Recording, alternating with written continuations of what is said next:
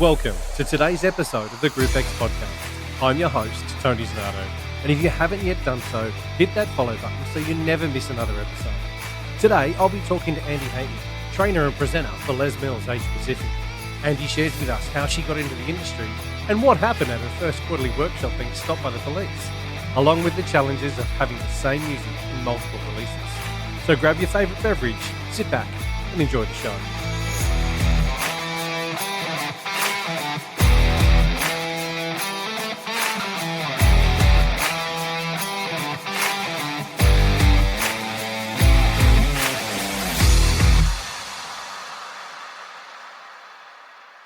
Andy, thank you so much for coming on the show and joining me tonight. I really appreciate your time.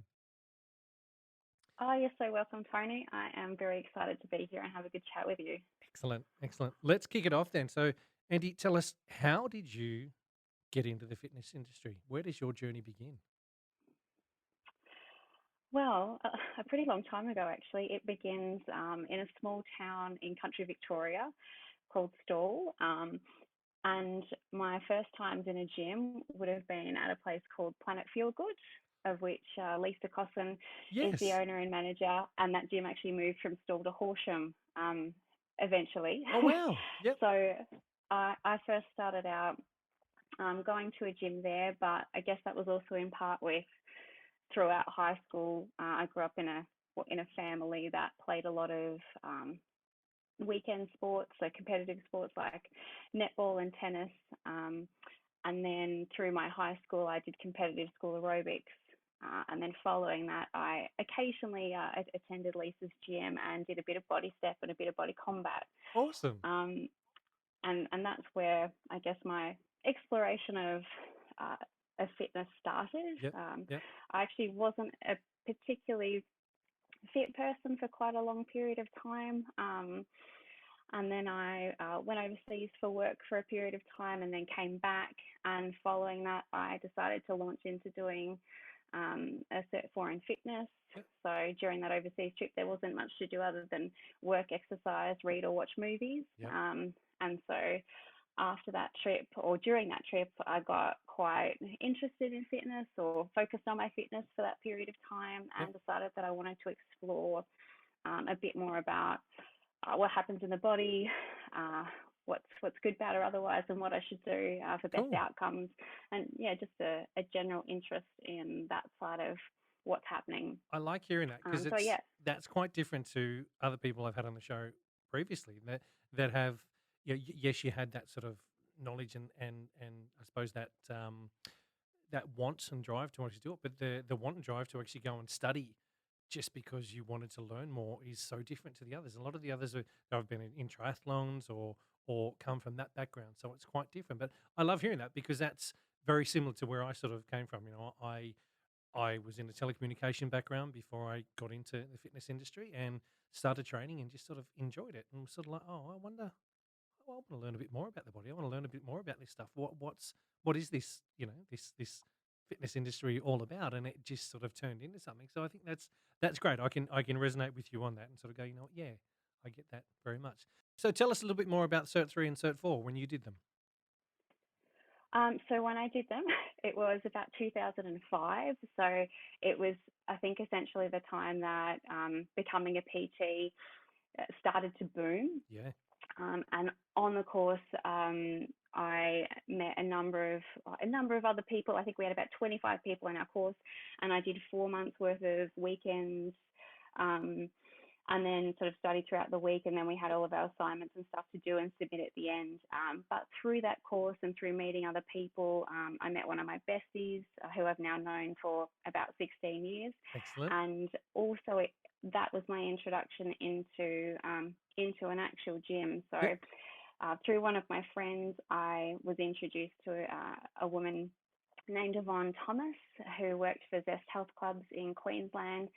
And Yvonne actually gave me a ticket to participate in Body Combat Les Mills training. So I Oh, used to wow. go to her classes, Yep. participate in Body Combat and Body Pump, Yep. and I absolutely idolized her. She was and is a fantastic role model and just an absolute inspiration. So I was very, very lucky in that I was handed an opportunity of which I was very fearful about, Yep. but went in and had a crack. Yep. Um, and yeah, Did I've you say I've got to combat? say that yeah, Body Combat was my first First, program. wow. I see. I've known you for quite a few years, but I didn't know that. I honestly, and this is probably naively of me, I thought you were straight in for to RPM being your first, but combat was your first program. You don't teach combat anymore, do you, or do you? No, I don't. No. So that was, yes, 16 years ago, Wow. and 2 years later Yep. is when I picked up RPM. So Yep. I actually didn't like RPM to begin with. Um, in 100% honesty, I used to feel really unsuccessful because by track three, I was absolutely dead, and it made Yep. me feel a bit like a failure. Yep. Yep. Um, and when I was thinking about other trainings that I might do, I was looking on the timetable or the website for what was available. And I thought, oh, look, I regularly participate in RPM, so I'll go. And it's only a 2 day training, so I'll Yep. make it through that because Body Combat was 3 days, Yep. and I was Yep. exhausted Yep. as you are anyway after any training because it's Yeah. like mentally and physically draining. Yeah.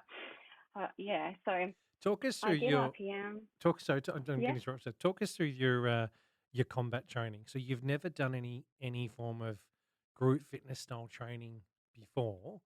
That must have been really daunting walking into to you. You would have known it was a 3 day course going in, but not knowing what to expect. That that can be quite overwhelming, can't it?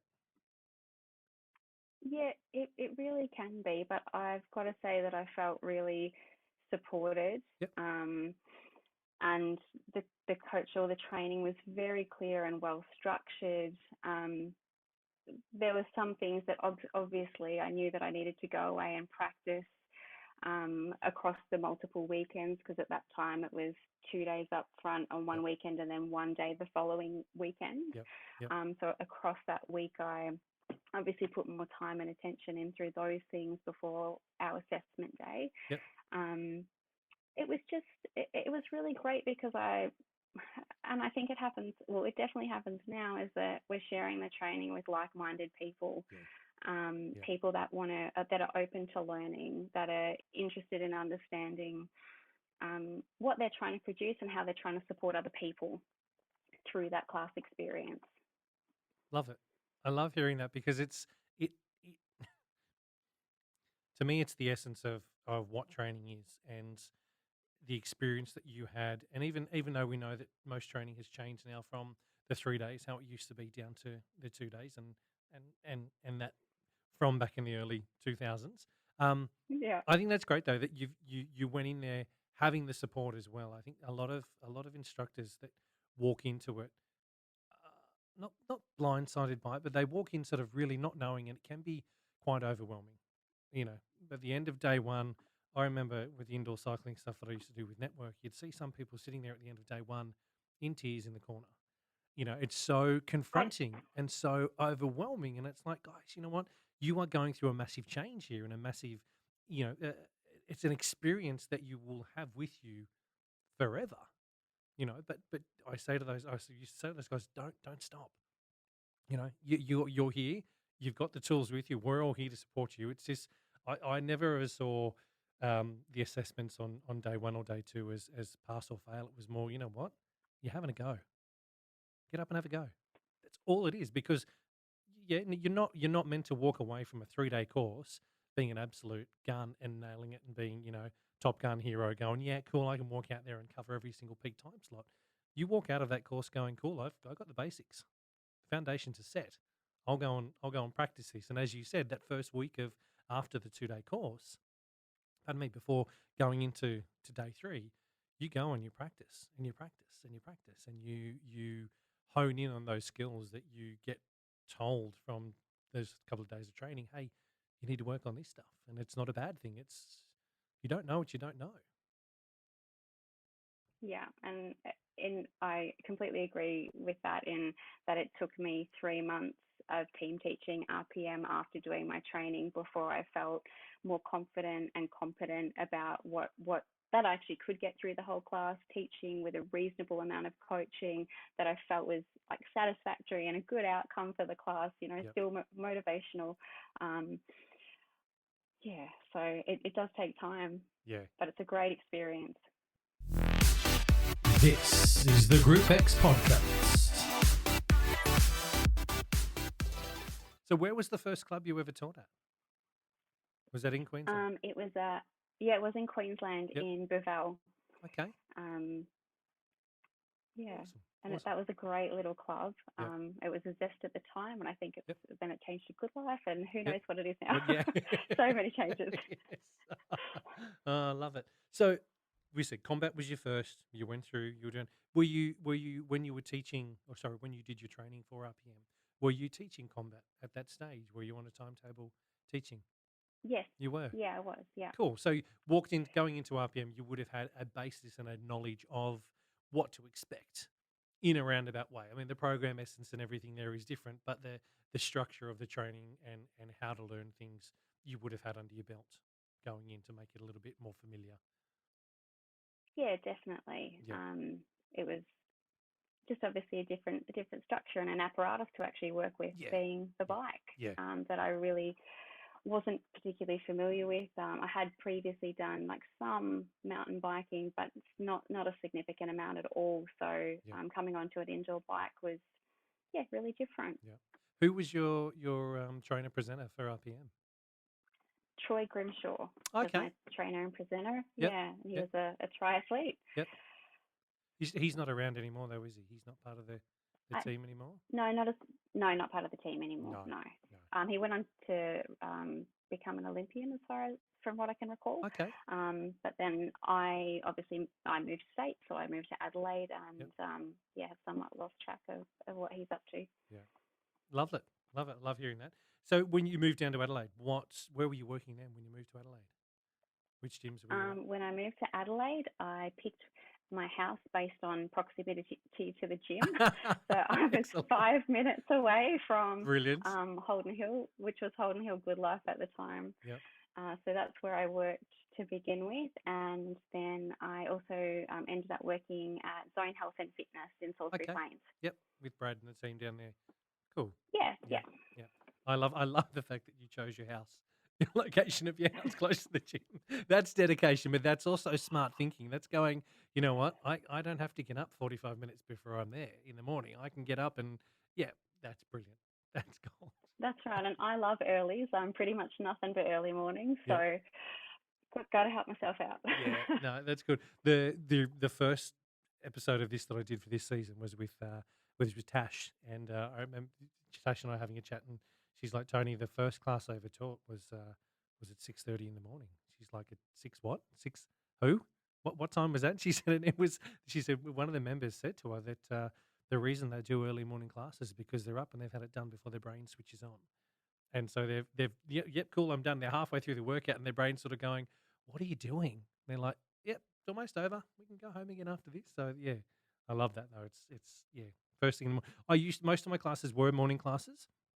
There weren't many afternoon classes, and that was with me as well. I am a morning person. I can get up at 5 and be ready to rock and roll. But if I've done an entire day in the office, trying to get me on a bike or doing something in the afternoon now is no. You know, when you sort of hit over 40, it gets even harder. So it's I feel the same. Yep. Yeah. I really do night classes. Yeah. All about the mornings, and I just love that mental reset from the class. 60 or 45 minutes to focus on who and what's in front of you and the experience. It just puts a big pause in, and then you go. Yep. So tell us around how the opportunity came up for you to be a trainer presenter. How did that evolve? The advanced instructor training module, the second one with Les Mills, and that was one that was run in South Australia with Lee Smith. Yep. I think it was the second one that had ever come to South Australia at the time, and I was absolutely interested in upskilling, ensuring that I said enough but not too much, because I'm absolutely in love with the music, and just wanting to enhance the experience, obviously. And following that module, I reached out to Lee and just let him know that I was really interested in becoming a trainer. If there was any availability or space or interest, that I was open to that, or very much, wanting an Yep. opportunity. Yep. I had also actually auditioned a couple of years before that when the process was a little bit different, and we sent in a DVD audition, and I actually did a single day of training with a previous trainer, but I didn't make that at the time. And so when this opportunity came around again 2 years later, I just wanted to put myself forward again for the opportunity, just to see if there was a way that I could support, grow other instructors, and just be part of the experience. Brilliant. And And what so, happened? yeah, and yeah, I think it was maybe about 6 or 7 months went by, and I was offered an opportunity to become a trainer, but first I obviously needed to start presenting Yep. before sort of setting out on that trainer journey. So in July 2015, I was offered a spot on the team, and in August, I think September was my first ever workshop. Yep. And in that workshop, the police came. Oh no. The police came and actually stopped the workshop, and removed someone from the class. So that was an interesting and awkward experience. Oh But wow. like the true professionals that we were, we just paused, pressed play, and kept going after that incident. Oh, you got to tell me more about that one. I, I've got to say, I was halfway through, I think it was my first track presentation, and we started the track again from the start. And I was like, but no, I've done so well. Wow. That could be really off-putting. I'm sure it probably would have um, been. Yeah, that's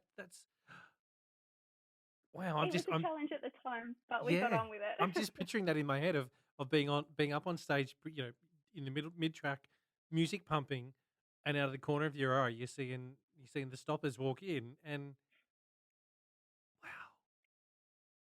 wow, wow, there you go.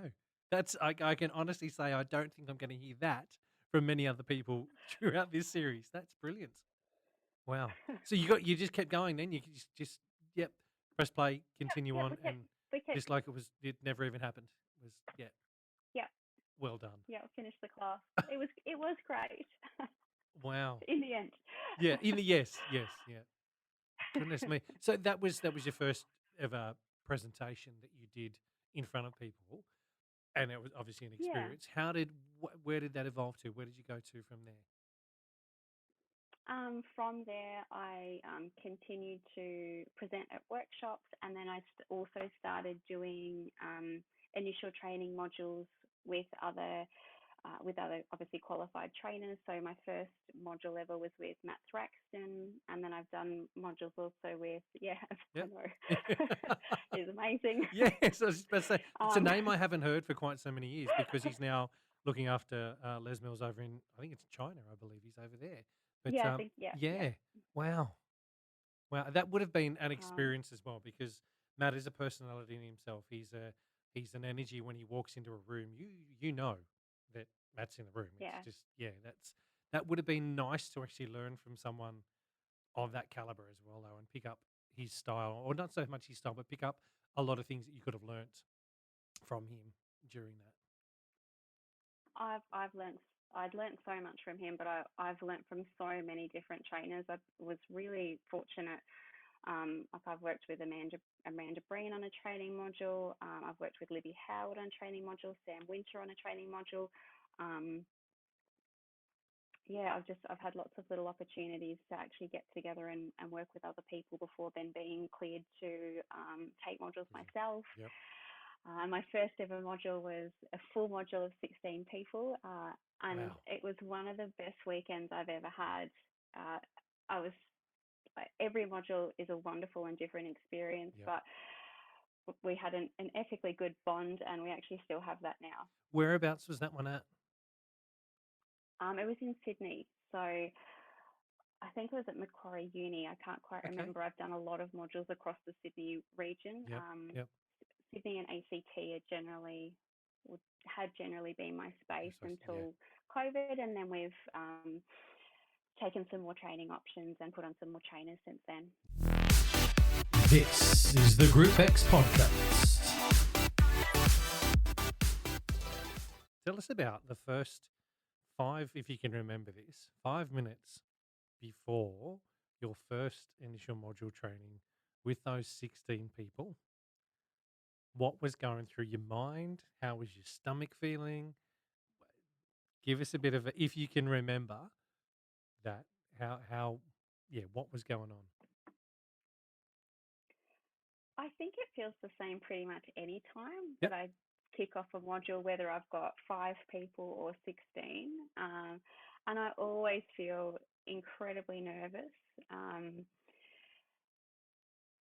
My heart will be racing. I will feel a little bit sick. I'll definitely have eaten that morning, and have plenty of snacks and bits and pieces to try and grab on throughout the day.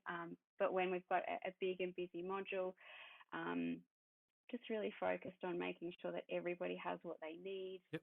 and that things are landing well, and that questions adapt to the right situation, or feed in through the right path, so that we can make sure everything's really clear, Yep. and that everyone feels supported. Give me a nerve level of 1 to 10. 1 being not nervous at all, 10 being holy shit, I'm so nervous it's not funny. Before each module that you do, where do you think you sit? I think now I probably sit at a 6. Yep. But it also depends on what I turn up to. So we turn up to a different gym or different area every time, and we know the kinds of equipment that we're going to have, or the different bits and pieces. But obviously, just grabbing that time in advance of everybody coming in is really essential, so that we can determine where we're going to set up, make sure that we've got all the right cords and cables and bits and pieces connecting, so that what we can produce, is as seamless as possible, and as connected as possible from us to them, without spending a lot of time with technical issues, trying to avoid those as much as we can. Yeah. Have you ever had anyone ask you a curly that you haven't been able to answer during module training? And if so, how have you dealt with that? I love that question, because I got asked it just recently, and I was like, you know what? Yeah, I have, and it completely threw me. But as professionals, as we do when we're training people and we're presenting, you know how to park it. You get on with what you've got to get onto, and then you can come back to it and you can find the relevance for it. Or if you don't know, I know that I would always go and hunt down and source what I needed to in order to get back to that person. But I'm just wondering how you would approach That kind of scenario, essentially the same. Yep. I would early on, Yep. in the start of my training, if I got thrown something I wasn't sure of, then I could shoot off a text message to another trainer or to the office to help assist in getting an answer. But typically, I will never answer if I don't have the answer, and I'll get back to them so that the information is accurate. And what they need. Yeah. Cool. I love that, because it's honest. Yeah. It's it's you. Yeah. And when I say that, I mean that in a nice way. I don't mean that in any negative tone at all. But No. that's from the Andy that I know, that's 100% accurate to you as a person, and the person that I know. You're not a person that's going to bullshit to someone. You're not a person that's going to lead someone down a path that's the wrong way. You are honest and humble in yourself to go, you know what, Mark, if I don't know, I'm going to find out for you. I'll come back to you, because you're caring and you give a shit about who's in front of you. You care about those people. I've said this to a lot of the guys that I've been chatting to. There's different level of trainer presenter that's out there. There's a lot of trainers and presenters, and everybody I've spoken to so far has been on that level of, you do this because you want to pass on something to people. You're there to help, as you've said. You want to help that person be the best that they can possibly be in what they're doing. Yeah. There are some trainers out there that are in it for the complete wrong reasons. And I know that from years of working at Les Mills, and even now, a lot of those trainers have moved on. Yeah. They didn't last long because they weren't the right fit. But they were around for a while, and it was very much the the people that needed to be idolized, the people that were in their role, sort of going, you know what, I'm doing this because I need you to make me feel better. Yeah. Not because I'm here for you, but I'm here to I'm going to have 1,000 followers and you're all going to love me and I'm going to be fantastic and it's going to make me feel so much better, And that's the I look at that and I go, you know what? That's what I class as the Instagram trainer. Are they really doing it or are they just doing it for the likes and the follows? But it's nice when I chat to you and I know from my experience in team teaching with you in Canberra and knowing you as a person that your heart is in the right space and what you're doing is for the right reasons, which is so nice. And I think a lot of the trainers or trainees, I should say, or instructors that have been trained by you would probably be feeling the exact same way. Know you as they have in that journey would turn around and be like, Tony, yeah, she's what you see is what you get with Andy. It is very much a genuine person that is there to do this because she gives a shit. I absolutely do, and I wouldn't spend any of my weekends doing it if I didn't. Yeah. Like many other trainers, we have other jobs, but we do this because we really want to help people share that same experience and grow their experience out into classes, and for people to have time, that time that they need, whatever it is that they actually need from the class, have the instructor be able to create that connection. Yep. Yeah, I do. I nothing but care about them. Yeah. And I hope that that's what they feel from their weekends with me. Yeah. And then as they go out into actually teaching. Let me ask you a question in relation to what your journey has been and the time that you've been in the industry. What's been what has been the highlight of your journey so far?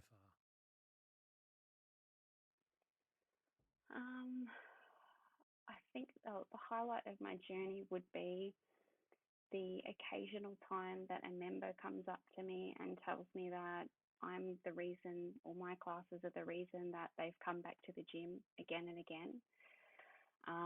That the first class that they stepped in, they really apprehensive and didn't think that they would come back, yet here they are 2 years later and they're still really enjoying it, and they're also experiencing other classes now and have made themselves open to other things, or other classes and other opportunities, just by trying and feeling supported.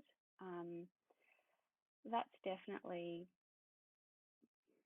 it's an experience that doesn't happen often because most members won't come up to you all the time. Yeah. It might happen once every couple of years. Yeah. Yes, you'll have members that are great friends and you know that they enjoy the experience, but to have people share things with you like that, to know that you've made a real difference in their lives, it's those experiences that are the highlight for me. Yep. And then sometimes obviously hearing things like that from people that I've taught to become instructors about, their own classes and their own experiences and hearing their success. Yep. That makes me feel great too, because I'm super proud for them and glad that they're really enjoying their time as an instructor. Yep. I love it. Thank you for sharing that. I appreciate that. This is the Group X podcast. What's next for Andy? What's next for Andy is actually better still. Let me ask you another question first before we go down that path. What other programs are you trained in? So you've told us you're trained in combat. You've told us you're trained in RPM. What other programs are under your belt? Look, I haven't written this down, so I'm not sure. No, that's right. Sure, and I'm happy if you count them through on your fingers as you're going through. I think Wendy did that when I had a chat to her. She's like, so I've done this one and now I did this one, and they're getting the order right. So run through with us. Which programs are you trained in? So I started with body combat, then RPM, then I trained in grit, Yep. And then CX works, trained in sprints, body balance, and Les Mills bar. Okay. So I think that's everything except for tone, shabam, and jam. Yep. And are those the next ones you're going to do? Are they? And body in that order? No. No, you're not going to do those ones. No. not open to learning and trying new experiences. I totally am. It's Yep. just that I can't fit any more choreography in my brain Yeah. and actually produce a good experience. And Yep. that's actually why I'm currently balanced at teaching RPM and body balance in my week. Yep. And that's it. So despite all of those different trainings, all of which I have taught at different points in time, Yep. yeah, I've settled back with these two that I absolutely love. Yeah. Yeah. I think it's a nice thing. Yeah, myself was trained in pump, RPM, CX, grit, um, sprint. Yeah, so 6 for me, but I just stuck with RPM. RPM was the one that just was for me. It was the bike. It was I was there. I was in the moment. Could have a whole lot of fun, sing, carry on, be the clown that I am, and just enjoy it. And the other ones were, while I enjoyed them, I don't know whether it was I didn't fit in the essence or I did, but I just found teaching those quite a fair bit harder. And choreography for me was always a bit different in the fact that I'd do it 2 or 3 times and it'd stay in my head. You could, as an example, you could throw RPM 12 at me today, and I'd go and listen to it once, and then get on the bike and go, yeah, cool, okay, here we go, and teach it. And it was just something that I don't know how or why, I can't even explain that, but I would just be playing it in my head and know exactly what I had to do at any time. So I never really had to run over Corey for RPM, but for all the other programs, oh my god. Trying to learn pump, and then I know there was a routine for pump, and singles 2 2 3 1 and 4 4s and whatever it was, but my god, no, no, the brain just wouldn't compute with that kind of stuff. So I totally rate with you when you say that. Yeah, programs that the amount of choreo you need to stick in your mind, and there's only so much, especially when you've got a full-time job as well.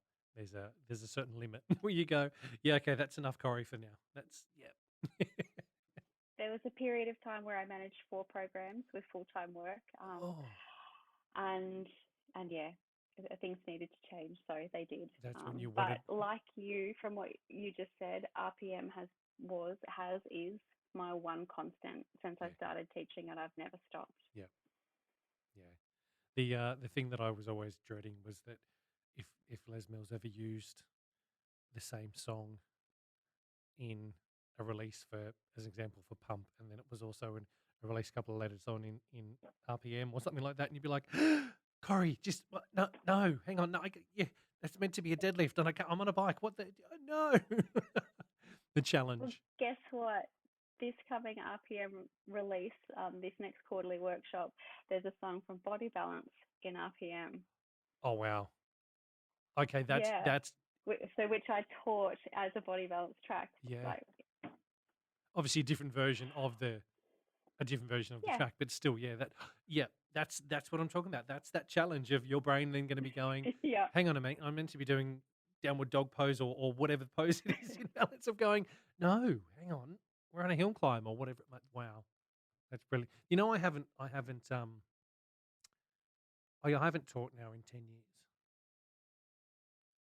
Wow, I can't believe it's been that long. Yeah. So, oh no, sorry, 5 years, not 10 years, 5 years since we left Canberra. I haven't taught since we left Canberra. Since That feels obviously better. 6 years, because when Leah was born, I really stopped teaching because you and Nat then took over my classes at Isaac at that stage. And yeah, I got to say, I miss it, but I don't at the same time. And I haven't retired and gone, you know what, that's it. Tony's hanging his cycle shoes up and he's not doing anything. I mean, there's a body bike over my right shoulder over here with my shoes, and I do get onto it occasionally. Yeah. Same, It's same. yeah, it's one of those things that when Leah come along, I just didn't find the time to get in and train. I wanted Rach to continue training and Rach to continue what she was doing, and thoroughly enjoyed it. But I wanted to step aside for a bit and focus on my family and prioritize that and do different things. And yeah, it was funny. I was chatting to someone today that rang through to one with the bike, and they're like, "Oh, are you teaching?" And I'm like, "No." They're like, "Why not?" I'm like, "Because life." Yeah, it was just that moment of sort of going, you know what, I loved it, but I hated it, but I loved it, but I hated dragging people through Canberra winters. It's 6 o'clock in the morning, and be like, "Oh, none of you have said anything to me, you emotionless people. What's wrong with you?" But then there's other moments where you wouldn't shut them up, and they'd be fantastic, and they'd be the great ones. But yeah, I think it's part of the reason why I walked away from personal training as well, because I'd got to that stage where I just felt I was dragging people through everything. But when I reflect on that now, I don't think it's them. I don't think it was ever the people in front of me. I just think it was me and where I was at with what was going on in my life at that time, which is why I was like, yeah, maybe not. Maybe I'll just stop for a bit. Who knows? If there's a club that opens up in Wollongong one day that actually does really good Group X, I may turn around and be like, yeah, come on. Let, let's dust off the cobwebs from the top of my head, and we'll have a go on the bike again. Wow. Well, they'd be lucky to have you, but Oh, mate. you've got your bike. You've got your bike up the back Yeah. there, and as long as you're still riding and enjoying that, Yeah. then I get it on it every that's so great. often, and I'll jump onto Les Mills on demand and do whatever release pops up, or like I did the other day, I just threw on Spotify, and just went, okay, there's a Yep. playlist that I've created from God knows when.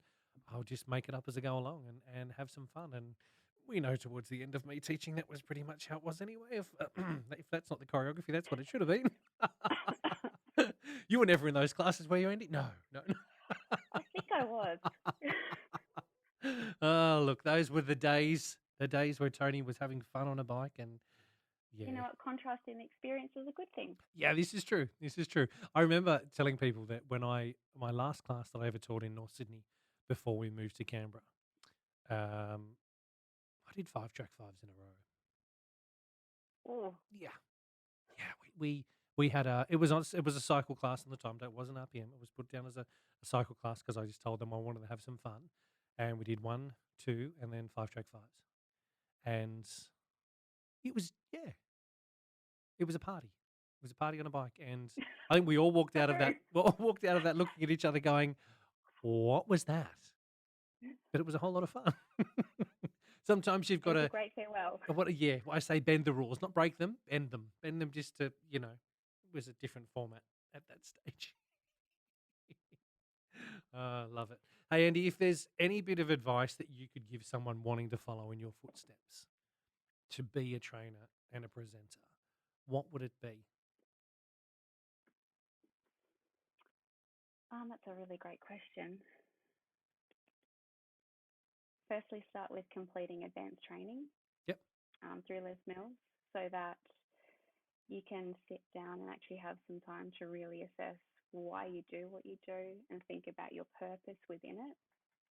Um, and understand that it's about supporting a united community.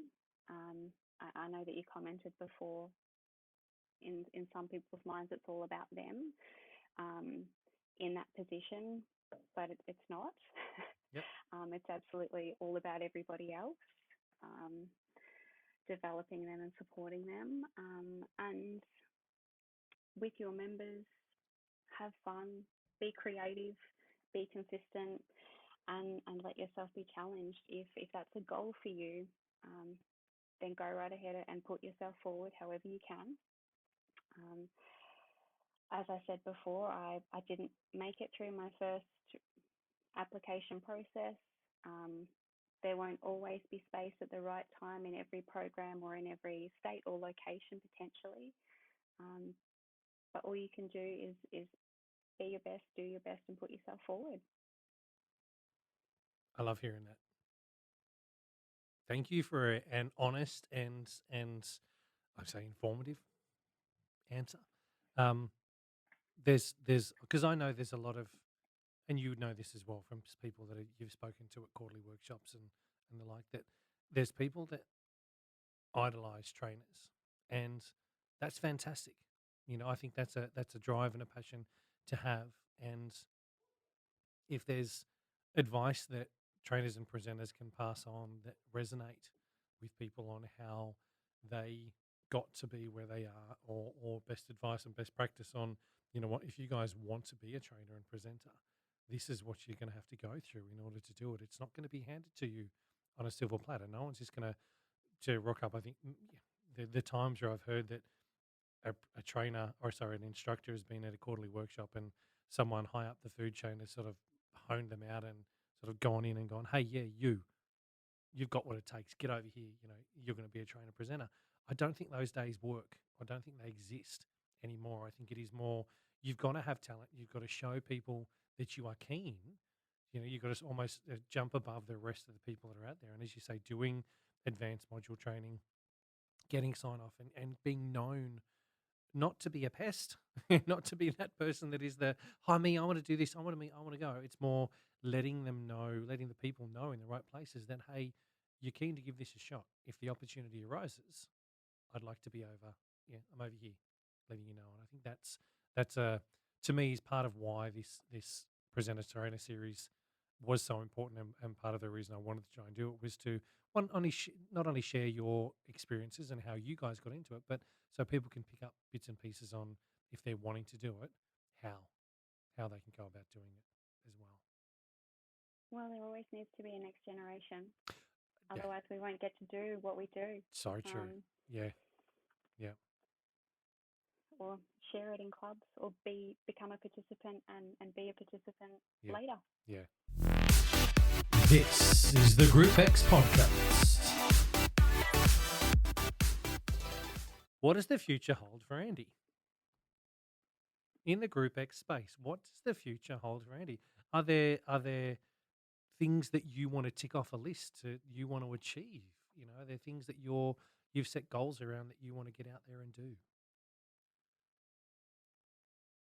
I asked that and I'll lead into this a bit more, that the last 2 years have been a challenge for everyone with COVID, with lockdown after lockdown after lockdown after God damn it lockdown, and restrictions put in place for everybody. Has it given you time to reflect on where you're at, in your journey with everything, and are there things that you're looking to achieve or conquer within this space? I actually think that the last 2 years has made me quite content with where I am. Um, I love teaching initial modules. I love sharing those weekends and that experience. I also love quarterly workshops, in the fact that we get together and just have a great experience when we can do that. Yep. But soon that's coming up. Yes. Really soon. Yep. This Yep. weekend even. Sorry, I don't know when you're gonna No, that's right.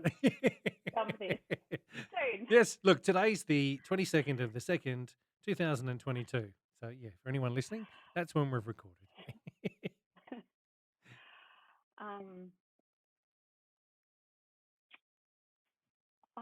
I don't have any huge specific changing goals. Yep. I have enjoyed going to New Zealand, going to filmings, being in the crowd.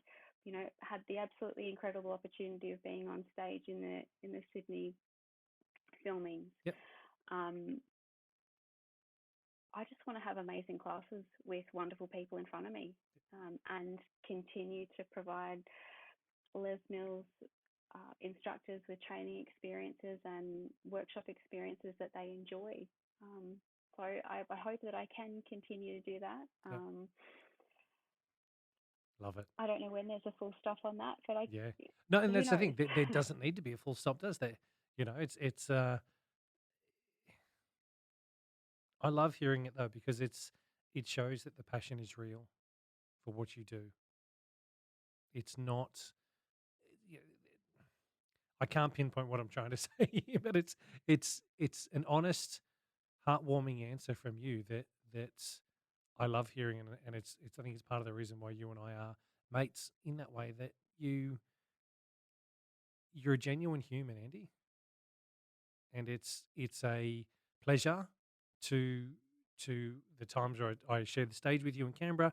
It was a pleasure. It's a pleasure to hear your journey as well, where you've sort of come from and where you are at the moment and what you enjoy doing. And I know that many listeners will be feeling the same as I'm feeling at the moment, in the fact that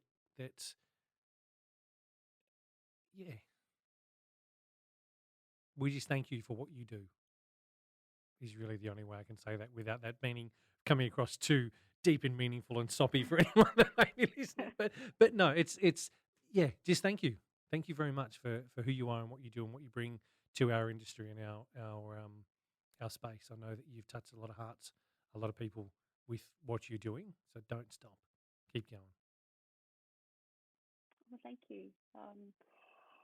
I always think if I wasn't a trainer and presenter, I still want to be teaching classes no matter what. So for me, it is all about them, and anything else I get to do is a huge bonus um, and a great privilege. And I really treat my quarterly workshop weekends or initial modules in that way, that it is my privilege to actually be with everybody in the room. Yeah, I love that. Thank you. Thank you so much for coming on the show. Thank you for your time. Thank you for joining me and sharing your experiences and everything with us. It's been an honor to have you on and a truly great story. So thank you. Well, my pleasure. Happy to be have been a long time listener, first time caller. Love that.